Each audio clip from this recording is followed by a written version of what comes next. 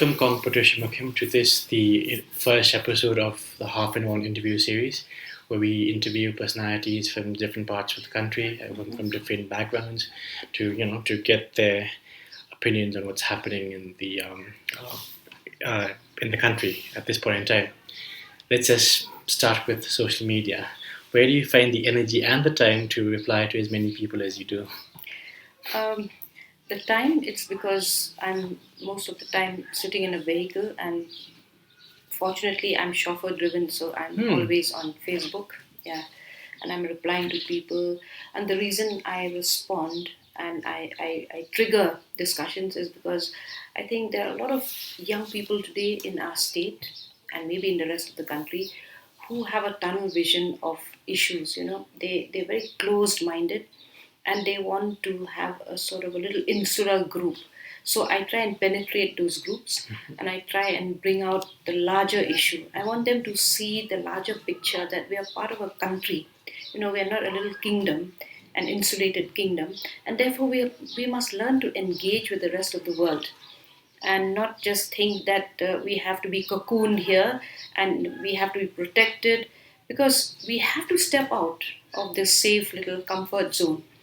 And I'm afraid that if we continue to harbor this fear all the time, fear of this, fear of that, then we will be the ones who will be facing the music once we go out, because we would not know how to engage.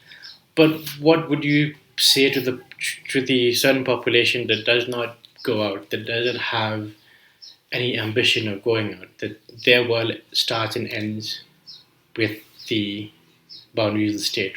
What do you say to them? Even then, see, they may not go out, but there are other people who will come in, because this is a globalized world, and we have to recognize that we can't live in a vacuum, and we can't live with 19th or 20th century ideas. We have to create job opportunities, and for that to happen, the state has to open up. There are no two ways about that. So when the state opens up, and then people come here and find that they can't really do business with us, that we're always so protective about what we have, and we don't want to give anything. It's a world of give and take. If you don't give anything, you don't get anything. So the idea is also to let them see that that Meghalaya is not self-sufficient. It is not, and it has never been. Even in terms of agriculture, we've never been able to produce enough for ourselves. So basically, we rely on the outside world for everything. And what are we giving in return? I understand that, but how does one find a balance between opening up the state and the economy on one end, and illegal immigration from neighboring countries like Nepal and Bangladesh on the other end? How do we find a balance? I mean, that's a very hard question to answer. But No, it's not hard, but it's hard in the sense that governments have no module to tackle this problem. I've just been to a place called, what's that place called? Bholaganj, which is right next to the Bangladesh border, and I was appalled that the borders are not sealed. All those fences were all down, and they said it's because there was a storm, so they're all down. And then the fences open up in between somewhere, so anyone can come and anyone can go. Now, this is something that the country needs to take cognizance of, because you and I we fear this illegal immigration, and all of us really want to protect our territories, we want to protect our sovereignty, we don't want people to come and take over. But the state has a duty to protect its boundaries. That's the duty of a sovereign nation. So if the state doesn't take up this responsibility, I think it is on us. The onus is on us to push that to happen.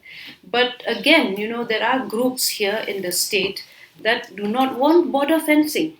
They are saying that we've had cross-border trade. Are these pressure groups? Yes. They don't want border fencing. They don't want border fencing because they're saying that will inhibit our trade, and also because there are people moving from our part of the country to the other side, going and teaching there and coming back in the evening. So it is very easy to speak about closed borders here in this room, but when you go to the real world, things are so different. There's a lot of coexistence. There's a lot of inter trade boundary trade, boundary give and take. So sometimes one wonders, whether these borders are really what the new world will be dealing with, or whether it will be a case of a borderless world. Yeah, because globalization and borders again is not a problem that's only restricted to Yeah. this part of the world. It's Yes. every corner of the world, Yes. and while I do share a bit of your optimism, I think the fact that illegal immigration has become such a factor here, Yes. that could be the catalyst for something Violence. really bad. True. Do you agree with that? I agree, because we had a similar, bout of violence in 1979, and at that time, I don't think we had so many illegal migrants here. Now that number has increased phenomenally, and these are actually vote bank numbers. So Vote back numbers. yeah, Okay. because it's our elected representatives who are giving them all the wherewithal. These people form a formidable vote bank in some of the constituencies, like Polo, for instance. The Penthorum Pra constituency, the Mauprem, Jayao constituencies. So, even in Assam, for instance, the Muslim vote bank was cultivated by the Congress. Now, the BJP wants to bring in this citizenship bill, which will give citizenship to Hindus. So, I really don't know what this nation is grappling with. Do you? I'm gonna, slightly connected, but very different entirely. Do you believe that your writing for these past 30 years has made a difference to um, policy that's been crafted, at least in the state or the local level? I don't really know. I write because I have a conviction. I want to share that conviction with others in the hope that we can form a coalition of the like-minded. However, recently I got this mail from the former Chief Secretary of Meghalaya, Mr. K.S. Krupa, a very fine gentleman and soft-spoken, usually doesn't talk much, but when he heard about that petrol bomb blast here at the house, he wrote to me and he expressed his words with such meaning and such depth. And he said that you may not know it, but we have taken up some of your suggestions and turned them into policies, or we have adapted some of what you suggested into policies. I think I'll share that mail with you because it might give you Please some do. insight. Yeah. Yeah. Talking about the very unfortunate incident that happened, to your property. That is definitely a reaction that people have had to your writing. You believe that, right? Yes, I believe that. Is it writing that's directed at someone in particular, or do you have any idea? It's directed at a group, at a group that tends to sort of appropriate the entire community and then commits acts of violence of all kinds. And personally, I am against any form of violence. I don't think that violence will address any of our issues. In fact, it will only exacerbate whatever problems we have. So I wrote that I do not want my name as a Khasi to be appropriated, and then you demonize somebody as a collective, and then you carry out your acts of violence. So maybe those groups were offended, or maybe it's the mining group, because I've always The mining group? Yeah. You mean the coal mining group? I mean the limestone, the coal mining, mafia. Because when I visited Bholaganj and I saw that there were 300 trucks of limestone that were going out daily from Meghalaya to Bangladesh and have been going out for years This now. in spite of the ban. In spite of the no limestone is Oh, this not banned. okay. And then you can see barren hills, and you look there and you see that canopy there. But over there, when you go, you see them coming down. Every mountain is coming down because you're mining limestone. And so I asked one of these mine owners, exporters, I said, how long will this limestone last? And he says, oh, another 100 years. So I asked him, I said, what about after that? Will there not be any more Khasi people then? And then, of course, he didn't have an answer. So maybe I anger such people because of my openness. I'm quite frank. I really don't know how to quote my words in diplomacy. So. But you really don't care, do you? I don't care, because I think our lives are not designed by us, by people. There's a creator who's more powerful and who knows when we should go, when we've come. So, yeah. Okay, let's take this to something more light and something more light-hearted. Do you have a writing routine? Something that I like to ask people who write for a living. What's your daily writing routine like? Uh, I don't have a routine, because I get up in the morning, I go for my walks, and I come back. I do gardening, and while I'm gardening, I'm thinking up all kinds of stuff.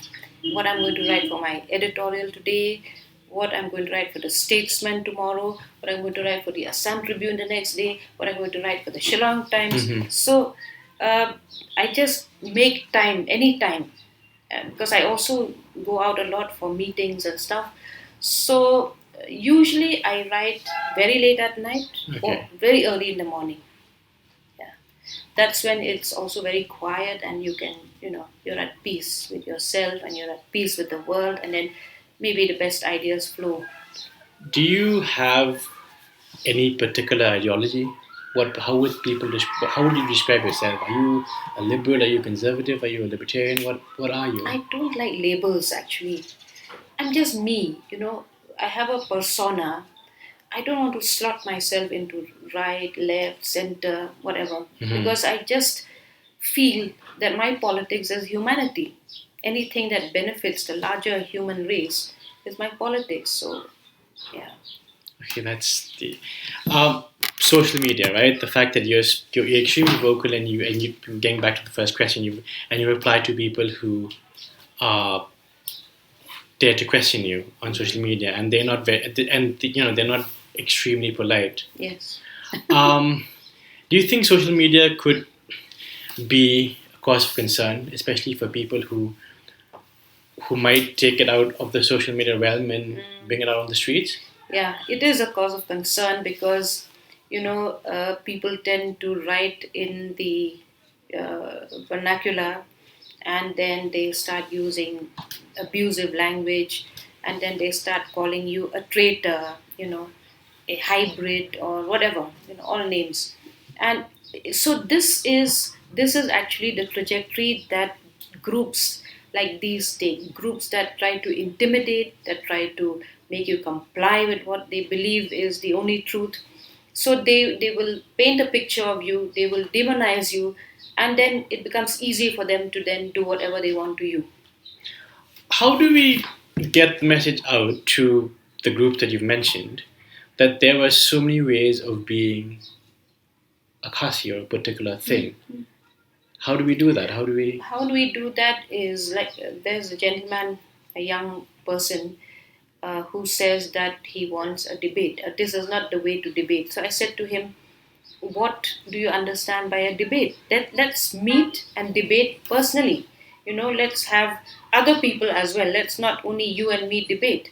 We'll have it in a proper place at a proper time, and have several other people as well who have different views, who need not necessarily agree with you or me, but we all need to hear different voices. So that's the point, that the world is made up of several voices, several views to one single issue, and that's what makes it interesting. And I think in that lies the answer, because everybody, like the Japanese say, no single person is so knowledgeable as not to need the others. I believe that. Okay, let's take this conversation to the mainland, as I like to call it, New Delhi. You recently wrote a piece in one of the mainstream online publications that the only time the Northeast is interested in India is the only time that the mainland is interested in the Northeast of India is when the story of the Northeast concerns them, or has something to do with them. How do we, this generation now, how do we get more of our content, more of our work to be seen, to be understood? Because I think that's very important. Yeah, to be understood by a larger global, yes, a larger national audience. How do we do that? I think we need to get into all the spaces that are open for us, online media. There's so many portals, the Quint and the print and whatever. We are not doing enough of that. Even I'm not doing enough of that. I write for them when I'm asked to. But I think we should do that more often, because it's pointless writing within the region, we are reading about ourselves all the time. it's important to get into each of these platforms, each of these web portals, news web portals, and to try to be there, to try to make news. I think it's important to make news. For instance, that Chief Minister of Tripura, Biplab Deb, Yeah, the guy who yeah, says. he sort of made a fool of himself by saying all those things. But he got the attention of the national media, and I'm not saying that we should do that, but I think sometimes we also need to say something outrageous but meaningful. Mhm. Yeah. No, I think and I understand that strategy of doing things. That's a different way of looking at it. Another route that I would take. This is something more personal. What inspires you to do what you do every day? Because I mean, your work ethic is incredible. And this is, for even for the neutral reader, the fact that you produce an article for the Shillong Times every Friday, you edit the paper and you write for the other publications that you mentioned. So, what inspires you to keep doing this every day? Uh, what is it that inspires me? It's very hard sometimes to. It becomes a way of life, I think. It becomes a way of sharing your angst with the rest of the world. And you always have an angst when you're thinking of the larger humanity, when you're not just happy with your own world. And I'm afraid to say that many of us have got into this little comfort zone. So if nothing affects us, we don't care, we just move on. That's not been my policy, because I just love to travel into the interiors of this state. Yesterday I was in Nong Trai and Maulambana and Lauba, Hmm. talking to people, trying to understand their livelihoods, trying to understand what actually troubles them when it comes to horticulture, livelihoods and all.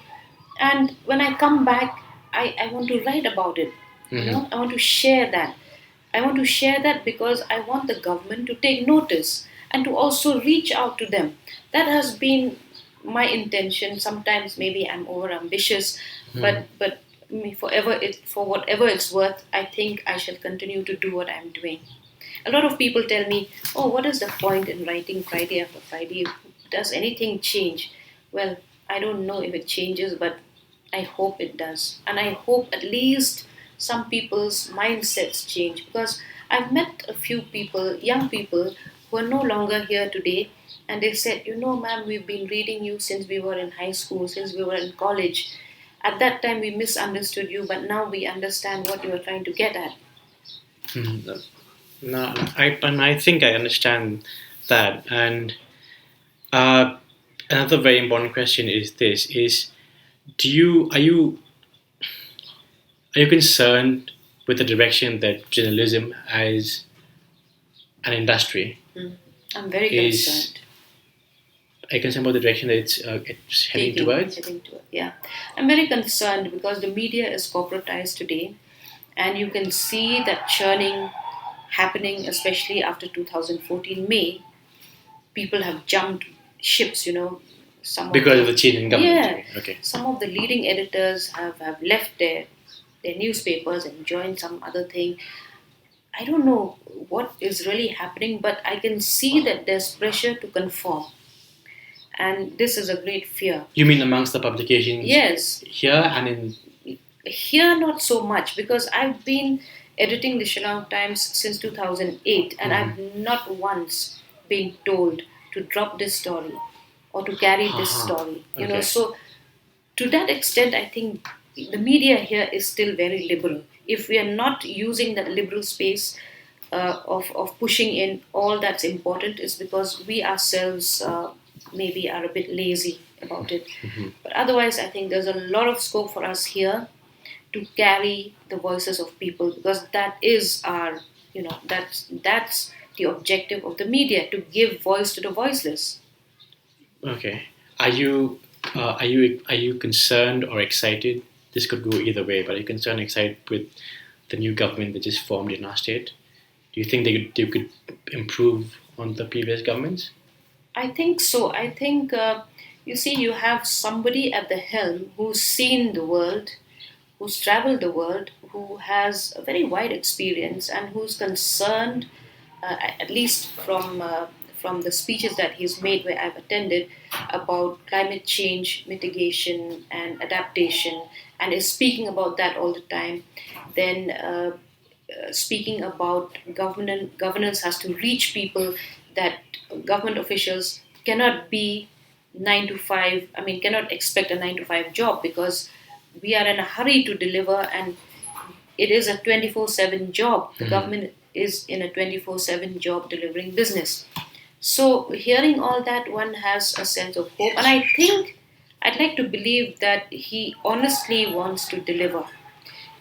Mr. Conrad Sangma. Yes. Okay. Whether he is allowed that time, whether his colleagues subscribe to that ideology of really meeting the needs of people of the state, I'm not so sure, because in a coalition government anything is possible, and a lot of politics today is self-serving. So if one person has a very very good clear objective, and but if the others in the team don't share that, so it's very important for the chief minister Conrad Sangma to see that he gets the team to agree with what he believes is the right thing to do. Okay. The other question is, if you could list your, this is the fun bit of the conversation. You list your five favorite books, five favorite things that you like to always go back to when you're concerned, when you're not at your most ideal. What would they be? So, I am not one who has a one track mind as far as books are concerned, because as a writer, I pull out books. I'm like somebody who's sailing in the wild waters as far as reading is concerned. I don't stick to one category, one type. I sometimes read Joseph Stiglitz when I want to understand economics. I read this guy, Anderson, when I try to understand ethnicity, tribalism, and all that. And I don't read a full book at once. I read in bits and pieces. So, but one book that has inspired me, or rather, several books by this writer, Wayne Dyer, Okay. has really inspired me, because when my daughter passed away in 2008, I was really depressed, because she died of suicide and she was young, and she had a life ahead of her, but I don't know why she chose that way to leave this earth. So after that, I really was depressed, and I asked myself so many questions. What could I have done better as a mother? And then, of course, there are no answers. But reading Dr. Wayne Dyer's books really gave me strength. And those are the kind of books I go to for strength, for inspiration, for rejuvenating the mind. Okay, that's a very personal answer, and I appreciate you for that. If there's a single piece of advice that you could give to people who want to be writers or be part of the journalism industry, what would that single piece of advice be? See, we just had this discussion this afternoon at lunch with some friends, and I was telling Dr. Glenn of the Martin Luther Christian University that the press releases that these universities or groups send to us are so insipid and so uninspiring. They don't know what to take out of an event. They don't know the high points of an event. So I think training is important, but also Training as in going to university or college? No, training in journalism. Okay.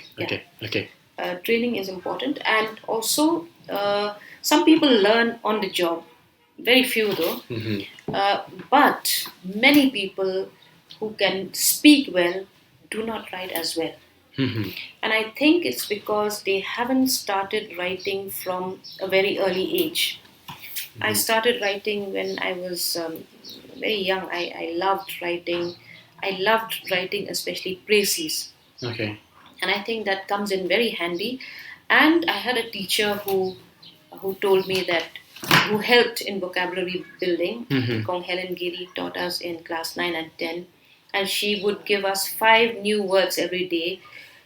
She would tell us to go home and find the meanings of those words and make 5 sentences with each word. So at the end of the day, you've owned those words, and they become part of your vocabulary, and that's so important if you have to write. No, that's an exercise that has taught me well over these years. We've come to the end of this very nice conversation with Patricia Mukhim, and really thank you on behalf of Half and One. And thank you so much for doing this, ma'am. Thank you. I really Thank you. appreciate it. Thank you.